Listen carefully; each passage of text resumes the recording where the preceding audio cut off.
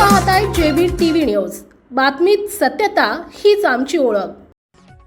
इंधन दरवाढीचा फटका सर्वसामान्यांना, रिक्षा भाड्यात 10 ते 20 रुपयांची वाढ, नागरिकांनी सहकार्य करण्याचे चालकांचे आवाहन।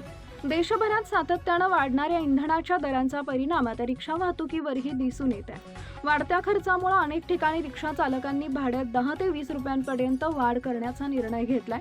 ही भाडेवाढ केवळ इंधनाच्या वाढत्या किमतीमुळे करण्यात आल्याचं रिक्षा चालकांचं म्हणणं आहे। रिक्षा चालकांच्या मते पेट्रोल व डिझेलच्या दरवाढीमुळे दैनंदिन उत्पन्नावर मोठा परिणाम होतोय। त्याचबरोबर बहुतांश चालकांनी रिक्षा फायनान्सवर घेतलेले असल्यानं त्यांचे मासिक हप्ते, वाहन दुरुस्ती, विमा तसेच इतर खर्चही वाढले आहेत। अशा परिस्थितीत व्यवसाय टिकवून ठेवण्यासाठी भाडेवाढ अपरिहार्य असल्याचं चालकांनी स्पष्ट केलंय।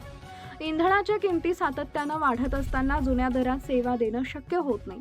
त्यामुळे नागरिकांनी परिस्थिती समजून घेऊन सहकार्य करावे असं आवाहन रिक्षा चालक संघटनांच्या प्रतिनिधींनी केलंय। यावेळी शासनाने इंधन दरवाढीवर नियंत्रण आणावे तसेच सर्वसामान्य वाहन चालकांना दिलासा देण्यासाठी ठोस उपाययोजना कराव्यात अशी मागणीही करण्यात आली आहे। मात्र या भाडेवाढीचा थेट फटका सर्वसामान्य नागरिकांना बसत आहे। शाळा, महाविद्यालय, कार्यालय तसेच दैनंदिन कामांसाठी रिक्षाचा वापर करणाऱ्या नागरिकांच्या प्रवास खर्चात वाढ झाली आहे। त्यामुळे वाढत्या महागाईच्या काळात रिक्षा भाडेवाढ ही सामान्य नागरिकांच्या आर्थिक अडचणींमध्ये आणखी भर घालणारी ठरत असल्याची प्रतिक्रिया प्रवाशांकडून व्यक्त केली जाते।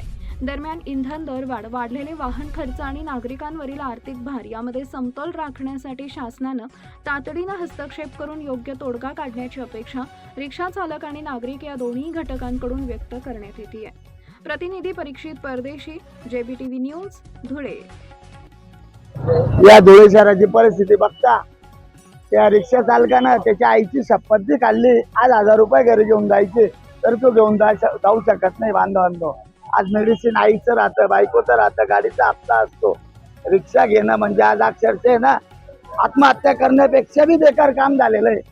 कारण जो काही गॅस इंधन वाढ झालेली त्यात हे लोक पॅसेंजर पैसे द्यायला तयार नाही आणि रोज वाद घालायचा का।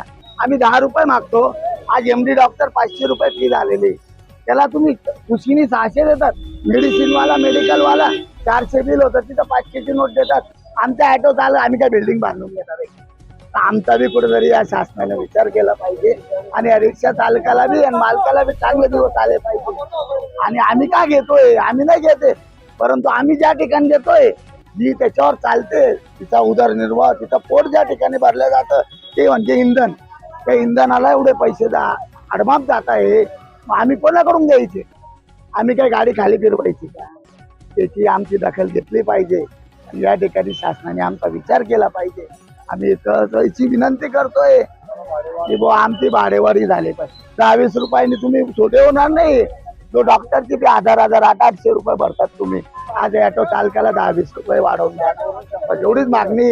इंधन वाढल्यामुळे सर्व काही गोष्टी, इंधन वाढ आणि हप्ते गाड्यांना 10,000 हजाराचे हप्ते गाड्या काही जमा झालेले आहे फायनान्स कंपनीमध्ये, त्याच्यात परमिट बंदच आहे अजून। या गोष्टी कुठेतरी वाढ कमी करा किंवा आमचे भाडेवाढ करा, आमची भाडेवाढ।